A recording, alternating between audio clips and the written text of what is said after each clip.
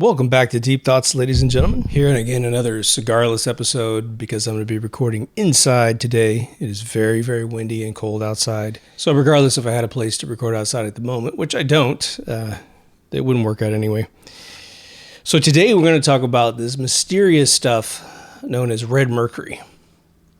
Now, this comes from a listener who posted in the comments on YouTube, and I'd never heard of this stuff. I never heard of this conspiracy before.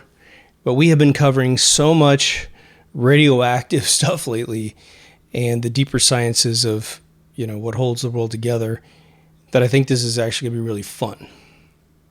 Now, before we get started, I know that you guys are going to be like, if people are going to come to this video, what the hell are you talking about? And you're going to ride a nice ride, hopefully.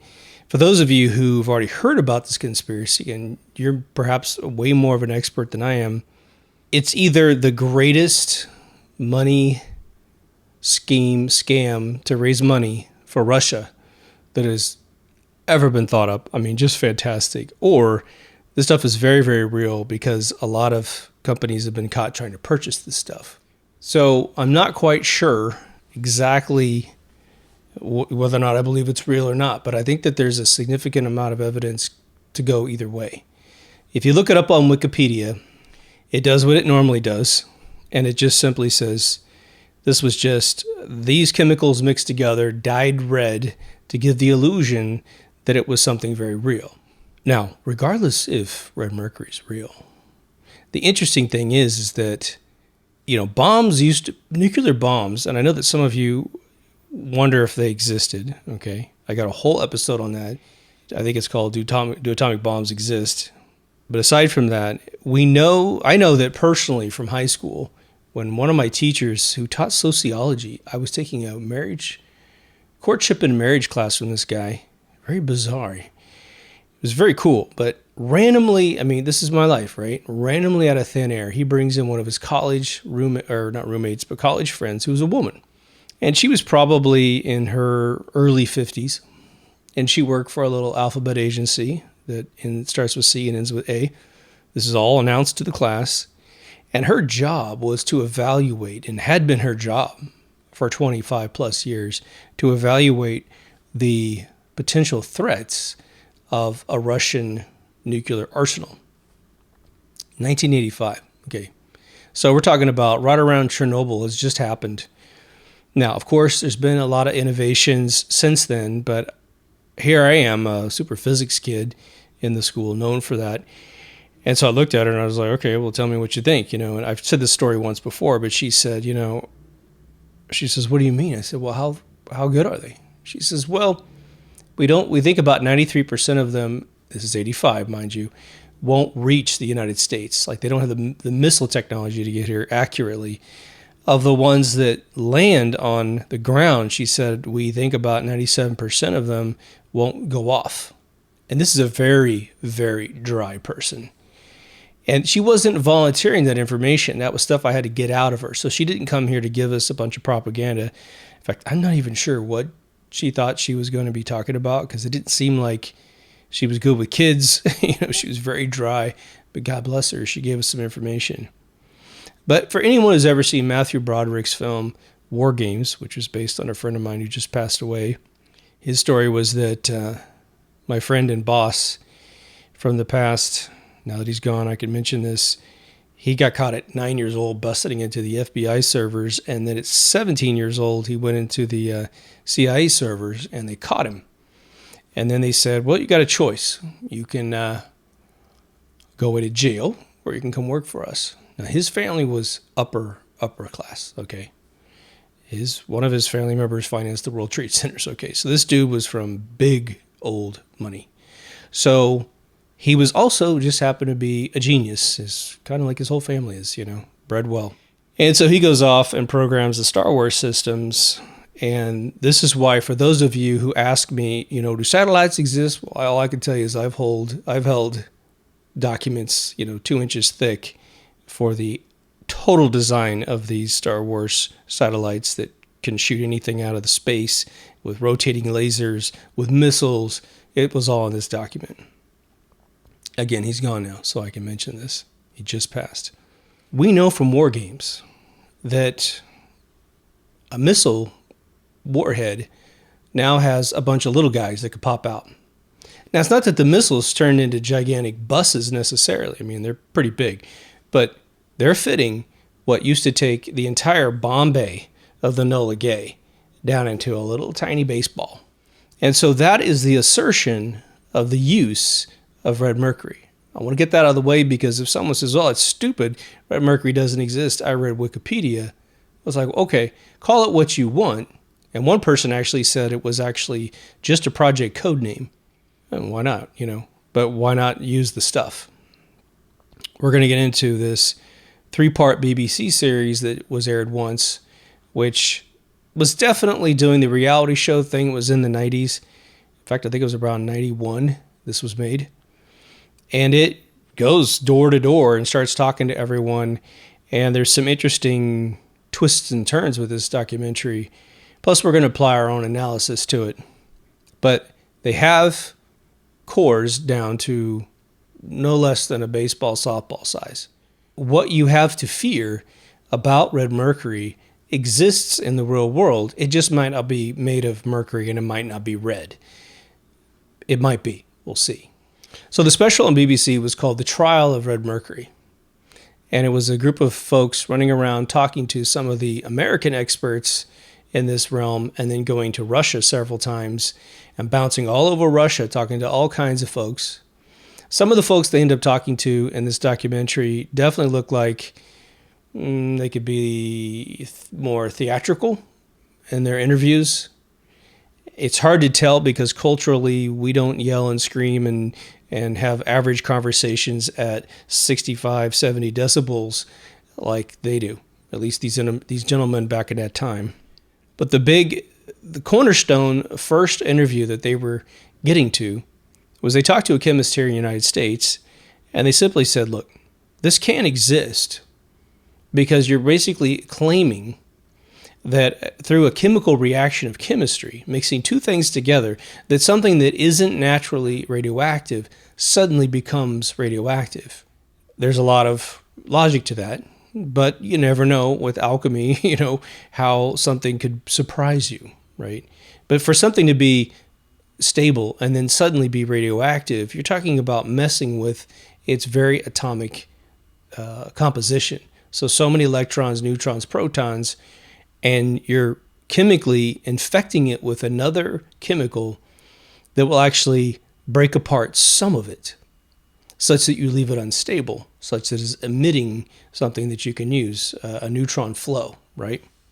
So the whole like encapsulation of this theory about red mercury is that it's a super secret thing, that papers have been written for Gorbachev himself and then Yeltsin after that, all the way back into the mid-'80s, where they were saying the stuff exists and look how secret this stuff is, creating kind of a buzz. So we're gonna pursue this from two different angles. The angle that it's a scam to make people want something that doesn't really exist, and it's like buying some drug that helps you sexually or something, and it doesn't do what it says. You don't return the product because you're so embarrassed you fell for it in the first place. There's a lot of theory behind. I mean, there's all kinds of products that simply get on TV and say, if you pay this much, you get this product, but hey, we got a lifetime money back guarantee, just knowing that overall the public doesn't return products. And so it's just a machine to sell junk, right? But you're talking about Russia through the 80s was falling apart financially. We know that for a fact. Now, there was a little bit more dramatization in movies and television about how many soup lines they had, toilet paper lines. A lot of that was propaganda. But there's definitely scarcity at the time. And so they needed money to pay soldiers, scientists, politicians, pay for just holding the country together. They still wanted to advance all of their systems. They had tons of minerals and resources, but until Putin was capable of building the road between Moscow and St. Petersburg, you don't have a way to move stuff around efficiently. You had railroads, basically, maybe some planes or something like that. But everything in the USSR was crumbling, everything. So they did this beautiful job synthesizing up this total secrecy and then leaking it out to the world, such that a couple BBC guys heard about it, put together a proposal to go chase this down. And they had to have some evidence to obviously convince the head of the BBC to finance their travels, because this was a fairly expensive process of jumping around, waiting for folks, taking people out to dinner, all the different flights and things. But the product that was being offered around the world in secrecy was something called RM 2020, Red Mercury 2020. And it was going to allow you to create a radioactive isotope that was so volatile that if you were to have, I think they said if you took 8 baseball-sized cores and spread like 50 of them around Moscow or New York or whatever, just 50 of these little balls, I mean, you could carry that in a bag, you could blow up the whole city because there are just micro explosions everywhere. The technical chemistry composition of this, it has a reference number in most databases around the world as large H, little g, number 2, SB 207. When people search in databases for this element, that's exactly what they look up. And what's interesting is they're saying this stuff doesn't exist, fine, but it is in a lot of databases. There are folks that have played with this, apparently, in various laboratories, Los Alamos labs and that sort of thing. But when you approach them to talk about it, they say they can't talk about it. And this is even US to US people saying, well, they were aware of it, but they're not going to talk about it. When you hear those things, it could be a coup on the people, but I don't remember this dropping into any Scientific American or any other science magazine. Wasn't any of the buzz of my friends who worked with this kind of equipment. So very interesting how it got blown up to the point where the BBC hears about it. Now, in terms of Red Mercury being a code name, it was essentially what we had as the Manhattan Project, which was a place and a project name. It wasn't in Manhattan, of course. The known rumor was that Russia had started calling plutonium Red Mercury. Very interesting. Why would they call it Red Mercury, not some other fanciful weird thing? But if you think about it, if the rumor about Red Mercury had never circulated as it has, it would be a nice, obscure, sort of obfuscated title. It's not Mercury and it's not red. It's red because it is Russian. And it may be Mercury is just a way of saying that stuff over there, right? And again, I'm not sure. I'm sure plutonium was definitely a word being used with all countries once it was announced in the world, like any element like gold or silver. But, if you want to hide it, it's not a bad idea. Now, another element was called antimony oxide. I don't want to say chemical element, but it was something that was created and tested in a 1968 DuPont paper, where they essentially were saying that they were messing around with something very similar to what this composition of Red Mercury was supposed to be. And apparently in 1988, someone submitted a patent for Red Mercury, also denoted as this antimony stuff.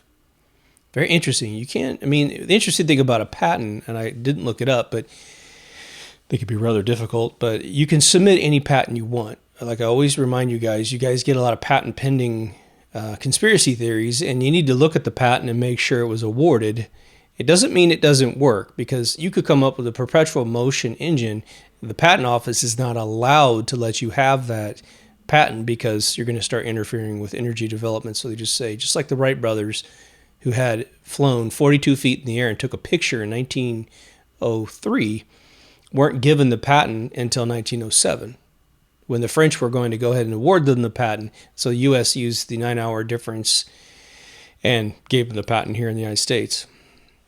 Now, with this 1988 patent, the theory was that it could be used on stealth fighters on the outside of the plane.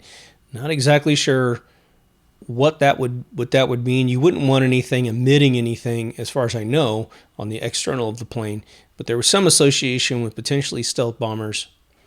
And there was a catalyst called actimite that could actually start a neutron emitter process from something else. So you could put it together. Again, the chemistry is double blinded in this documentary. So you'll hear things referenced, but no one is specifically taking time in this documentary to say, here's what we're talking about mixing this stuff together. In fact, one of the signs it's potentially a complete scam is that a lot of the Russians that he talks to are just kind of living in the abstract. And when asked, the first Russian that they actually bump into, they say, "What is your proof that this is real?" And they said, "Well, the documentation, that's what makes it real." And either they're so USSR at the time that they actually do believe that that's evidence, or they're just pulling a scam. So by the time Boris Yeltsin gets in, which I guess has to date this slightly past 91, he is getting a report on this red mercury, both from the standpoint of its purpose and its use in missile technology and nuclear bomb technology, of course, as a rudimentary mechanism of exploding. But more interestingly, again, if it's a scam, it's well done. A bunch of information about creating it and storing it and what facilities were actually repurposed from their original purpose into creating this red mercury stuff, and then how you would store it. So they developed a lot of sophisticated three-dimensional paperwork to sort of give it an ecosystem in the rumor mill of this rumor. And what's interesting about it is that, let's say you're pulling a scam, okay? And it's more of a he said, she said kind of thing, because you don't usually write down secrets, right? What's interesting is here comes this BBC firm. Now, their intelligence is just as good as ours at the time. They may have known that this team was coming. These guys submitting reports to this team. So they're at a desk. There's a guy across the desk. They push the piece of paper in front of, it's like real low-res dot matrix printouts at the time. But if it's a scam, you got to come up with all this fake reporting system. So it was actually fairly elaborate if it was fake. But I think there's enough switching and changing of who they're interviewing and interviewing people that perhaps didn't know they were going to be interviewed a few minutes before it occurs. But these people have reports on them about this red mercury, and they're old pieces of paper that date back, potentially 7 years in some cases, right? These reports written in the 80s. And so it's interesting to have the scam sit in a bunch of filing cabinets. So that's the point you pull out an old piece of paper and go, yeah, here's the thing on Santa Claus back from the 2200 BC, right? Now, very quickly in this documentary, we've been talking about this and making fun of this. When you mention scientific things and people without any background just go, "Oh yeah, that sounds right," So they take them to this warehouse that has a fairly elaborate, but very small particle accelerator. Now, typically a particle accelerator, as in the CERN Hadron Collider, is crushing two protons together, and then studying the cloud that comes off of it, and using algorithms to figure out what's dust and just noise and what is actually an atomic element, maybe a quark subatomic element that's moving out of that collision. Okay, but they're claiming, and I don't know. Again, there wasn't enough budget and time in this documentary. Probably wasn't enough special effects at their disposal to animate this. But they're saying that they took the oxided version of red mercury, and then they bind it with strontium and cerium isotopes within this particle accelerator. So slamming them together inside the particle accelerator and getting these new elements to come out of it. Now, I'm unaware of anything that heavy. Maybe I don't have any research of anything that's like a liquid, a heavy, especially heavy strontium, suspending that in some sort of beam. It could be a different machine. I could definitely see some of these crazy, Taurus machines that seem to be able to create plasma clouds inside them and stuff. Maybe introducing it with an eyedropper or something. I don't know how you would emit this into a tunnel and then focus it down so well that you get to slam it together. And this was a circular collider in the video. They took you there. So there's an island in North Russia called, as I'm going to brutalize the name, it's like Novosibirsk, that was excavated. They dug a bunch of holes for underground testing, because about by 1973, and this is when it was officially banned, above ground testing was banned. Countries were still figuring out way before then that, hey, detonating this stuff above the ground is probably not good for the health of everybody who's going to be continuing to work in the area. Because even if my other discoveries from Galen Windsor are true, that this fallout actually dissipates within 4 to 8 weeks, you don't want to have clumps that are taking longer. You can't put your workers up there. You're brilliant scientists. You don't want them to die. So this island was a place where they were already doing a lot of nuclear testing. So they overlay the claim that this was also a place where they were testing these red mercury detonations. And the big epiphany was that it was to use less plutonium more and more. So less plutonium, slightly more red mercury, and then testing the yield of what they were getting out of this. So then through moving around, these BBC folks had actually found that paperwork existed, I think as early as like 1982-ish, where they actually found a lot of paperwork where this stuff was being manufactured, transported, exported, and that there was a ton of paperwork with this, and that by 1990, a kilogram of this red mercury was selling for $250,000. Now let's think about the scam angle of this whole thing. You have a couple things to consider. One, Saddam Hussein was supposedly trying to get a bunch of this stuff. Of course, he was a big buzzword at the time, and they were trying to put the boogeyman out there. So this BBC thing was dropping around Desert Storm time. Someone would have paid. He said he was going to pay $1 million for some of this stuff. Okay, I think that if you could prove that red mercury allows you to create some sort of teeny tiny atom bomb, okay, Saddam Hussein would pay $500 million for that. So would a sheik. So would India. So would every major country, China. Everyone would be buying this stuff and creating one of those bombs. And yeah, these countries do potentially have these bombs. Although I can't. There's a lot of countries that have said that they have nuclear bombs, but you've never seen any evidence. I hope they don't. I've seen the underground testing is very dramatic when you see the field of dirt, just falls into the ground in this perfect, concentric circles. But that doesn't mean it's atomic. If anything, you just bury a bunch of TNT in the ground, pop it, build a bunch of funny, Kim Jong-un missiles with their little tips, tilted off because they're not built very well, and put them on very intense industrial big rigs to say that you've got nuclear bombs, and then everybody starts respecting you more. But if it's real, let's think about this. So you sell, 10 kilograms of this stuff, you raise $1 million.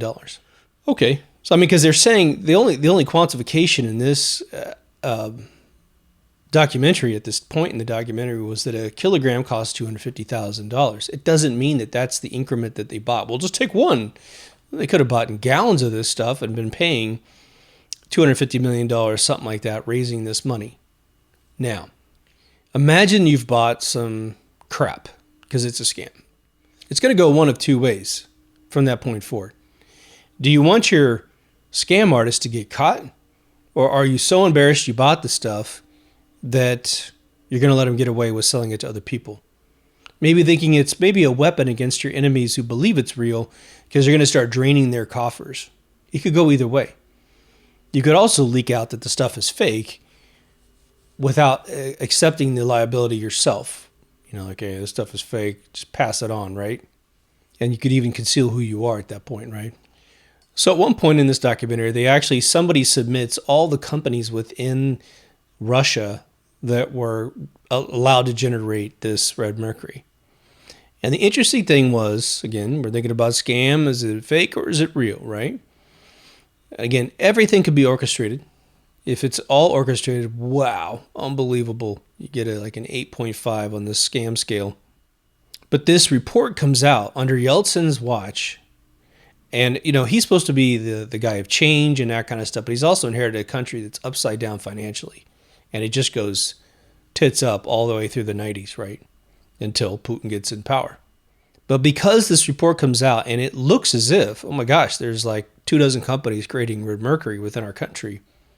But even if you try to regulate its export, a lot could go wrong. And a lot could fall in the hands of criminals, which is one of the assertions that's coming up here. So one of the politicians at one point stood up in their parliament, their new free parliament, and basically I wouldn't say accused because you can't, but yelled at Yeltsin, hey man, This is a very volatile substance. We can't have this being created by any company willy-nilly.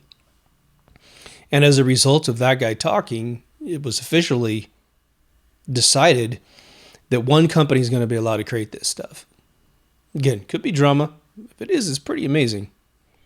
So they run into this guy named Oleg Sadikov. I'm going to destroy these names, but it's gotten to a point where they need to kind of upgrade the documentary. It's like in the second segment. Well, you kind of need to start seeing something because talking about rumors isn't going to get it done. So this guy makes a phone call to somebody, and they're always making these phone calls to people. Someone knocks on the door. This is with the camera running. And knocks on the door and brings in what looks like a oil filter for a car, right? So it's this canister, and it's a white canister, really nice and polished. It looks like it doesn't have this particular purpose, but it actually, sorry, I have to re-describe that. It was a coffee can that was pretty small, about a medium-sized coffee can. And inside that, he pulls out this neat space-age looking container, of which then he turns, pulls off the container, and it's got a glass bottle in it with definitely, 4/5 full of this red stuff. It could have been anything, right? And he's showing it to the guys. And he says, this is red mercury prior to being activated. So this is the base component that gets it done. Now, of course, it could have been anything. And they said, well, can we take samples of it? And he says, oh, no, of course not, right? The plot thickened a little bit. So early on in the documentary, they start talking to this guy named Dr. Arthur Slate, and he was a guy that was involved with the DuPont analysis of the red mercury. And they talked to that guy first, and he says, well, we played with this stuff, but it wasn't radioactive in any way, shape, or form. And he's the guy that first says, look, I don't know how you can use chemistry to start making something, emit a neutron stream out of something, right? Then they grabbed this guy named Frank Barnby, Dr. Frank Barnby. He actually travels with them in a later trip to Russia to start talking to the guys making these claims. Now, again, they also make a claim in their, investigations that Libya was trying to buy this stuff. Again, the second sort of axis of evil in the early 90s. Looks like an agenda is going on within this BBC situation. And they said that he was trying to buy a bunch of the stuff and send it to Tripoli. Now, what's interesting is they're talking to one of their contacts, and the dude realizes, because the guy's bragging about the fact that there's a invoice on his desk of an American company that's trying to buy red mercury. And so they said, well, can we take a look at that contract? We just really want to find out who they are. No, I can't show it to you. Well, let me make a phone call. And the guy finally decides to show them the name of this company. Except when they go and try to find the actual address, it's just a P.O. box in New York City. And apparently the price at that point was $290,000 per kilogram. They end up going to Los Angeles to find the head of the office, and this company's like Automotive Products International. It's like an automotive shop. Just think of any place you go to buy auto parts, and then a little office in the back. And this dude's in there, and he takes an interview. His name was Jesus Godinez. Now again, if it's a scam, they're doing a great job setting up all the little touch points. And you could, if you really wanted to do it, you could find one of your operatives in Los Angeles who just happens to be local Latin descent, so he seems really genuine to the area, and this is your script, and blah, blah, blah. And so they were asking the guy, they said, well, what do you want to do with this stuff? Because, we're hearing that it can help make polymers and all kinds of other stuff, but it's also really heavily connected to like nuclear bombs, right? He goes, oh, we don't have any need for that. But when he starts talking about it, he goes, well, who can afford to purchase this at $290,000 per kilogram, right? And then he makes the boast, which is interesting in the psychology of someone pulling a scam. I don't know if this makes it counter scam or more realistic. I don't know. But he starts to say, no, I'm representing countries. There's countries behind our company that want to use this technology to build better automotive parts. Now, the big question, too, was how do you ship around something that would be a radioactive isotope? How do you do it? There are and have been sensors to check cargo for radioactive emissions for obvious reasons, right? Well, the claim was that Switzerland was going to be a place, because they barely have any laws, that were going to allow this material to be shipped through to any other destination. So Russia sends it to Switzerland, and Switzerland sends it to whoever wants it. And the other thing is there's a Swiss company called Speech Lab. It's SPEESCH Lab. They were the wrapper company that was going to actually claim it when it came through customs and then claim it as they shipped it out. So it's kind of laundering its source with the world and get it to wherever it's supposed to go. So towards the end of this documentary, they go back to Dr. Arthur Slate and they talk to him again because he's had a little bit of time. They're running off filming this thing, chasing folks around. Folks wouldn't have, they said, oh, I'll meet you here. And then it takes a week to get the interview with them. It must have been a laborious documentary to make if they're telling the truth. But by the time they come back, they talk to Slate again. And he says, you know what? I asked the dude who works in Los Alamos Labs about this RM 2020. And he says, the guy told him, well, I know about this stuff, but I can't talk to you about it. So if it's a complete scam that's just simply Russian hatched, then that person, I don't think, would have said that. However, if it's a combined situation where both superpowers of the world want the people to be afraid of this, then they missed the boat on spreading the rumor to the public. Yeah, this documentary was made in the BBC. How come in all my travels, talking about this stuff at length, and all of our previous videos that only got mentioned recently, and obviously there's tons of videos online about it, but it just seems like they missed the boat of mass media consumption. Think about any other fear-mongering problem, reaction, solution thing that you know about. They get the word out, But now let's talk about the fact that Russia has always been rumored to have suitcase bombs. And no one has a problem believing that. I think back during the coup of Russia, they were talking about this on the radio. And the thing is, if this was true, you would think that this would have been the mechanism for 9/11. But they said that there was X amount of suitcase bombs in Russia. And some military guy, general or something, auctioned off a bunch of these to whoever wanted to pay the highest price. Now, you take a country like Iran or more importantly, Iraq, especially when they're threatening and bombing and putting all kinds of no-fly zones over Iraq all the way through the 90s. If Saddam Hussein could get his hands on one of those things, and I know that they fake weapons of mass destruction on him and accused him of a bunch of stuff he didn't have anything to do with, but he was holding up stuff at big giant meetings and threatening the region with his power. If he could have popped one of these suitcases somewhere, he definitely would have. He is fairly close to Russia, and I think that he could definitely spare some coinage in any form of currency it would take to pry one of those suitcases out of Russia's hands and pop it, because he got to a point where I doubt he cared, So before we move on to other stuff related to Red Mercury, the BBC 3-part series just ends in mystery. It never proves anything. It just gets your curiosity going. So then I go look up some other stuff and just kind of try to see, what's the scam of Red Mercury in general.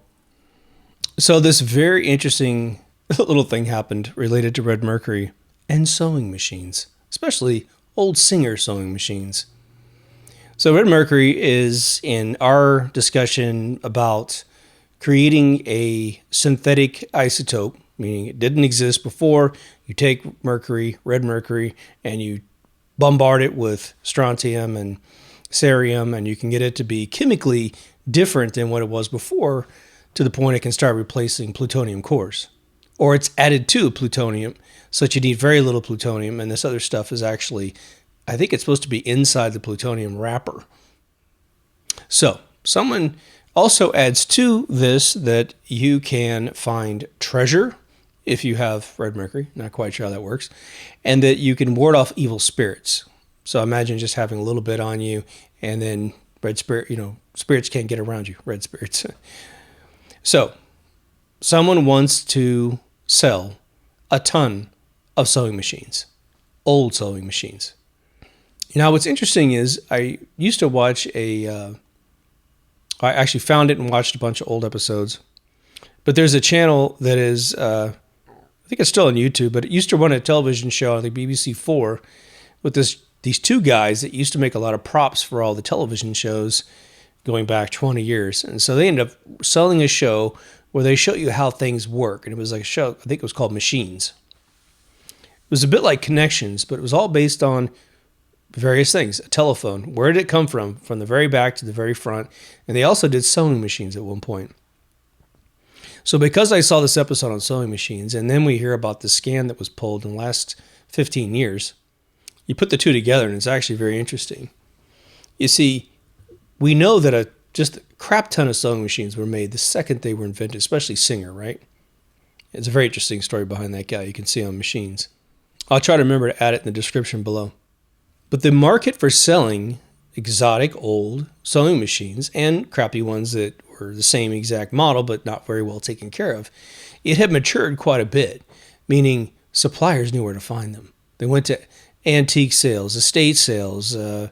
There's museums in, I know, Great Britain where you go in and see a bunch of sewing machines. I'm sure they exist here in the United States as well. And so there was a market ready to sell these things.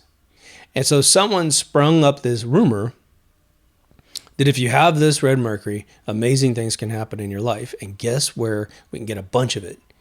It's supposedly in the needle area of the sewing machine. So that little pocket where it goes down inside the needle. They were never very specific about exactly where it was supposed to be, because you're just supposed to buy the machine and then you could sell the machine at this exorbitant price to this one Saudi prince that wanted to get a bunch of it, right? Sound familiar, right? And so there was a huge run on sewing machines. Apparently the stories were published in 2009, basically announcing this was all a scam. Very, very interesting how that happens, right? So that turned out to be not so true, right? Could you imagine if that was the case?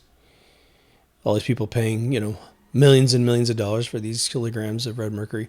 Now, there was no claim that this stuff was activated as this RM2020. It was just sort of like the base ingredient that then you would run it through this particle accelerator or whatever, right?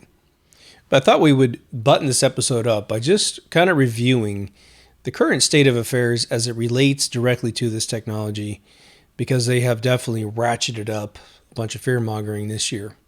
Now, I'm going to make a chaos report after this episode. I'll be wearing the same shirt.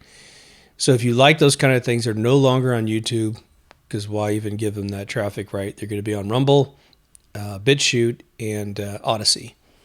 So just join any of the social media platforms that we endorse, and you'll find it out there. Again, most of them are non-censoring platforms. But so this Ukrainian war thing is sort of died away, right? I mean, it's not even in the press anymore. Every morning I wake up and I have a channel that I can view what's actually taking place over there, because the troops no longer need embedded press anymore. They all have cell phones.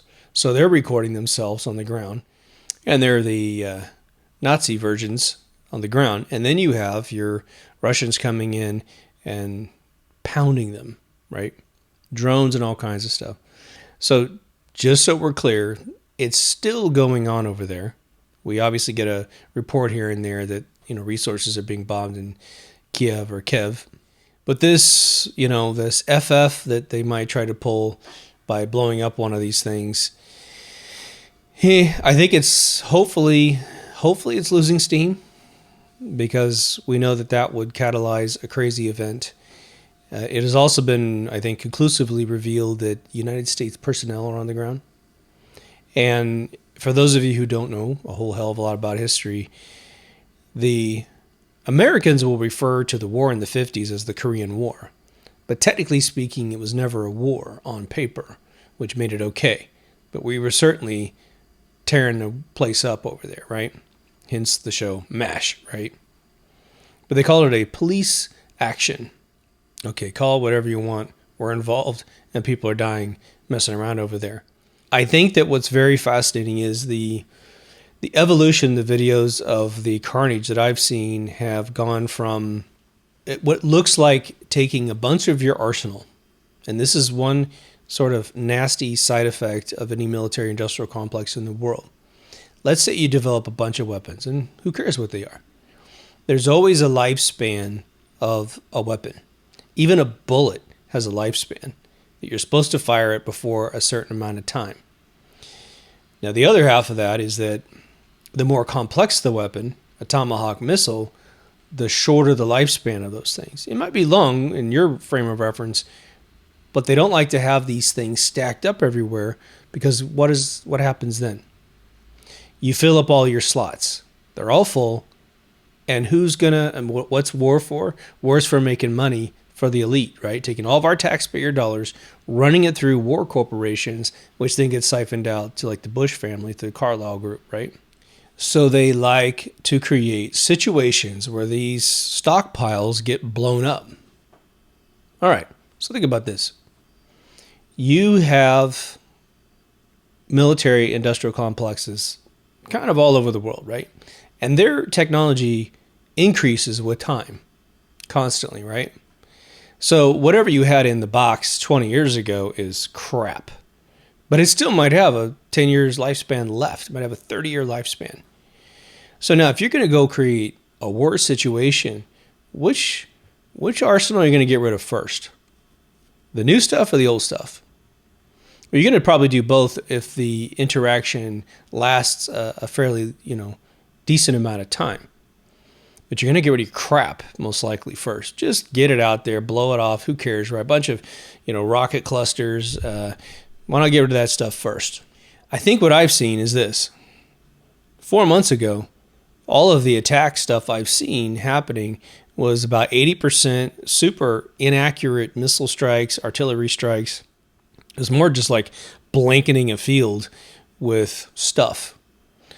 And today, just as of like this morning, I saw a video where I think it's a missile system. It was just absolutely shot. I mean, it was probably only 10 feet by 10 feet in terms of its target area. And this missile comes out of nowhere, hits that thing perfectly, and blows up this huge plume. I think they call it an S-30. I don't know what that is. But it continued blowing up as if it's got something in it, right? It's a very white cloud, which looks like rocket fuel to me. So I think what's happened is Russia has taken a ton of their old equipment and just gotten rid of it just as quick as they possibly can. Sometimes you look at those videos where they've got all these, I forgot what you call them, but the pill box or the boxes that are on top of the Jeeps, and you just see those rockets just going boom, boom, boom, boom, boom, boom, boom, and it goes, several miles away and lands. You think, well, how many of these things could they possibly have? I mean, once you fire those things out, I don't know if you can refill them or you got to take them back, get the tops replaced. I don't know. But those things have been going on since the 70s, since the Iran-Iraq war. So that technology is ancient. It's probably much more refined today, but imagine having those rockets in some warehouse because you're Russia and you haven't really fought a war since the 70s with Afghanistan, right? So you want to get rid of that stuff. It still dazzles the eye, right? It's still fireworks. And obviously, war is the most ridiculous thing we could possibly be doing on this planet. Building societies to hate other societies is just a troglodyte mindset, right? The cave dwellers coming out to sort of try to create a society all unto themselves. It's hard for like a middle American person to really grasp someone wanting to die for something anymore. Because the military kids who went over to the Middle East, well, they had an event in September 2001 to catalyze their mind. All these, dramatic things on TV where Pakistani television shows are slicing people's heads off, and then they put it out there on the press as if it's real. And then the pictures from the sets come through, and you realize it's all a scam. But these people on both sides of the fence over there are truly dying in the dozens every single day for what they believe in, And I think it's clear that when the Z-Man shows up with a bracelet with a bunch of swastikas on it, we know what team they're on. They've now shot, and these things could be created, but, they have trenches over there with Nazi flags out of them. They've got them painted on their trucks as soon as they're captured. Now, again, it could be propaganda, but you can't propaganda on the videos where these guys are stripped down and their bodies are absolutely covered with white Aryan stuff, right? So it seems clear to some of us that some people are super duper behind the times when it comes to social acceptance. And then a bunch of people on that side of the fence are being lured into war when they don't care. They just want peace. They're not Nazis. They're not Russian. They just want to live where they grew up, and they're dying as a result due to these attacks because they're sitting in foxholes. And there's a lot of actual collateral damage that I've never seen before in any footage. And it may be that this happens all the time and we never see it. But a lot of soldiers are getting hurt over there just simply trying to drive a tank through a field, and they end up hitting some problematic area, whether it be a bombed out crater or just they didn't know the river was there, and these vehicles roll over and it looks like in a tank you're stuck, because if it goes belly up on its top, all the doors, as far as I understand, are at the top of these old vehicles. Personnel carriers definitely got doors out the back.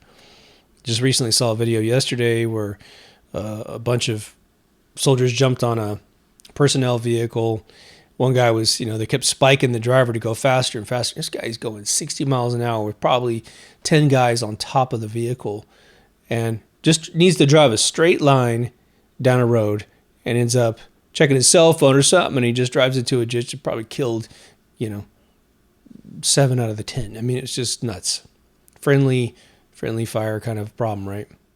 I am yet to worry seriously about them using these arsenals. We do have, and I don't want to give away too much because I do need to create a chaos episode after this, but North Korea is firing missiles back and forth. South Korea is there. They drop one in our DMZ territory. So a lot of fear mongering, So hopefully they get things under control. I think that, again, because this situation in Ukraine has fizzled out in terms of press coverage, I think that we're so far looking at it basically fizzling out. It probably took a while to neutralize the threats over there, because you got a Z-Man who's just an actor who thinks he's the president, and no experience.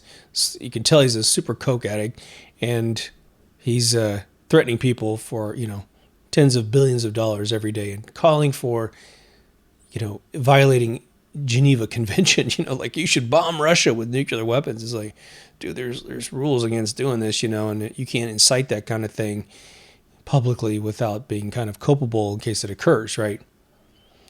Luckily, those weapons are locked away if they do exist. Anyway, I hope you dug the questions about Red Mercury. That's as much serious data as I could really find besides Wikipedia. It's just poo-pooing it away. Again, one of two things. Well, I should say one of three things, okay? You have the most brilliant money, I can't even say money laundering scheme. Maybe you could call it that, but you're selling a bogus product by propping it up in the eyes of those who want it, charging a tremendous amount of money for it. It's your fault if you can't figure out how it works, right? And you don't want to let anybody know you got scammed, so you let the product stay in your living room. Or it really did exist, it does exist in Russia, and it's used to do this catalyzing plutonium core thing. Or 3, it is not really made of mercury. It's really not red, but it was a code name for plutonium in general. And the byproduct of that conversation is our War Games example, which says, hey, if you're worried about red mercury existing because it can make a core of a bomb really, really teeny to then blow up a city at 50 megatons, well, according to the rumor mill, that stuff already exists. And to anyone who thinks they don't exist, I completely sympathize with you. I have personally never seen one go off. And the test is this. The test, the most absolute test would be you would be allowed to inspect an area of land where this thing is supposed to go off. Metal detectors, whatever you got to do, the ones that take sonogram tests of the ground, make sure nothing's buried there, right? Then you go back a safe distance. You go back, maybe you go to the airport where this vehicle's got this bomb, or you go to the launch site where the weapon exists. And you get to inspect it. They take the covers off and they say, there's the core right there. And you see all these little cores? Okay, that's that. And, all these are dead except for one. And the one that's alive is going to hit your spot over there. Then you get back safe. You put your goggles on. You get in your safe area. And here comes this rocket. Boom, boom. And that core hits the ground and explodes in front of you. So there wasn't TNT buried there. And there wasn't something else weird. I mean, it's a small payload, right? So it's got to be one of those bombs. Or good enough, right? And then kaboom, it happens, and you get to witness it. You get to feel the concussion. You get to feel some heat. Maybe even see a little bit of fallout, and then you're like, okay, this stuff's real. That's the only way we can really guarantee ourselves it's real. Okay, so I'm with you on that. I still believe the thousands of people from Hiroshima that saw 80,000 people get vaporized. I don't think you can get just every average citizen, okay, little girl, here's what you're going to say in 10 years. You know, this was real. You saw a flashlight. Remember, you could see your hand, your bones through your hand. Now tell that lie and pass it on to the next. I don't think so. I think they're very real. And I think there's a concerted effort to make us sort of oblivious to the threat so that we'll be the biggest guinea pigs of its actual destruction. I completely support the steam being taken out of the fear-mongering situation, because in the end, it's, if any of you have had to deal with bullies in your life, if some kid's like, I'm going to beat your ass every single day, at some point that algorithm just gets tired and you're like, okay, well, you just threaten me every single day you want, and I'm just going to keep envisioning you actually coming after me, so that when you do, I've actually thought the fight out way more than you do. I'm going to look at your kneecaps and I'm going to look at this and that. I'm going to have much more on you than you think, because you keep running your mouth instead of doing what you apparently think you're going to do, right? So if you've done your homework, go see the radiation episode with Galen Windsor if you're terribly concerned about that. Someone recently watched Do Atomic Bombs Exist? And he said you should revisit that. Well, just watch the Galen Windsor episode and your dreams will come true. But anyway, I'd be interested in anything you guys have to add to this. I probably won't do a fully dedicated episode unless some monster amount of evidence releases, but we can drop it in other episodes. And if you haven't been to deepthoughtsradio.com, please go.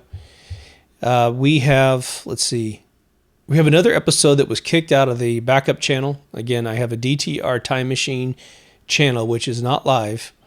Nothing has been published, and they're in there running the algorithm on those same videos that are on this channel on YouTube, let's just say, and they're knocking out videos. So I put a new one in the website for the ban by YouTube.